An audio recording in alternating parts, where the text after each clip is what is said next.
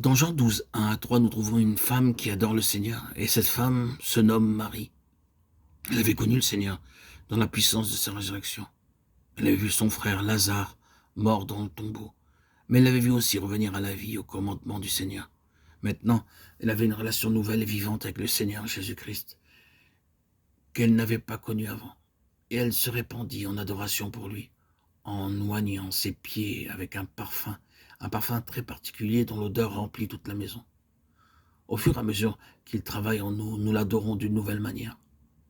L'apôtre Paul était un homme qui avait vu beaucoup de miracles, il avait eu des visions et vu des signes, il avait même été ravi au troisième ciel. Mais son ardent désir était que je puisse le connaître lui et sa puissance de résurrection. Et non, Seigneur, fais-moi voir plus de miracles, ou même donne-moi une autre occasion de visiter le troisième ciel. C'était un homme de Dieu qui voulait avant tout autre chose que connaître Christ. Dans Matthieu 26, 2, 6, 7, nous voyons une scène d'adoration semblable, bien que différente dans sa signification.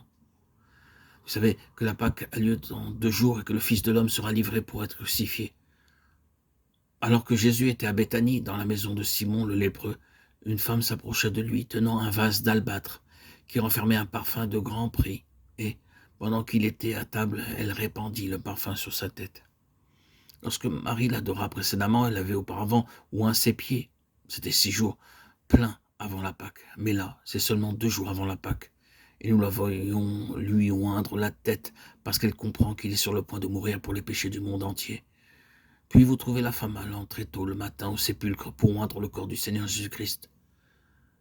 Cet acte de respect symbolisait leur foi dans son triomphe sur la mort et la nouvelle création qu'il voulait manifester afin que la pleine gloire de Dieu puisse être pleinement vue dans les jours à venir. Maintenant, regardons finalement à une vision plus glorieuse qui nous est décrite dans Apocalypse 5, 11 à 14. C'est l'église glorieuse du Seigneur Jésus-Christ avec la multitude des anges, tous unis pour l'adorer. Et leur nombre était des myriades de myriades et des milliers de milliers. Il dit, c'est d'une voix forte l'agneau qui a été immolé et digne de recevoir la puissance, la richesse, la sagesse, la force, l'honneur, la gloire et la louange.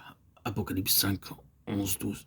C'est une vision du travail, du service parfait dans le ciel. C'est ce qui sera lorsque nous le verrons face à face. À la table du Seigneur, nous avons ce message. Mon Dieu revient. Il doit revenir afin que le travail qu'il a commencé puisse être parfait. Il ne peut être parfait tant qu'il n'est pas revenu. C'est exactement ce que nous faisons à la table. Nous déclarons par la foi que nous attendons ce jour. Nous croyons que ce sera un jour merveilleux lorsque nous serons semblables à lui et que nous régnerons avec lui. Dans son corps brisé, dans son sang versé, je vois ce qui a été fait pour me rendre semblable à lui. En moi-même, je ne vois rien que de l'iniquité, mais en lui, je vois la perfection.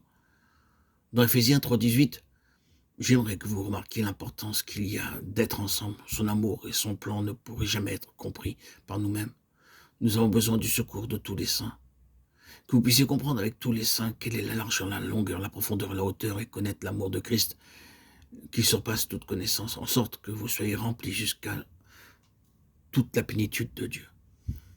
Il y a là un grand mystère.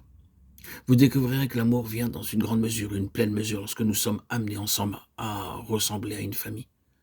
Dans cette famille, il n'y a pas de barrière entre les juifs et les gentils. Nous sommes tous libres, venant de beaucoup de familles, de toutes les nationalités. Nous sommes tous un, participant tous au même Seigneur. Alors, adorons-le. Amen.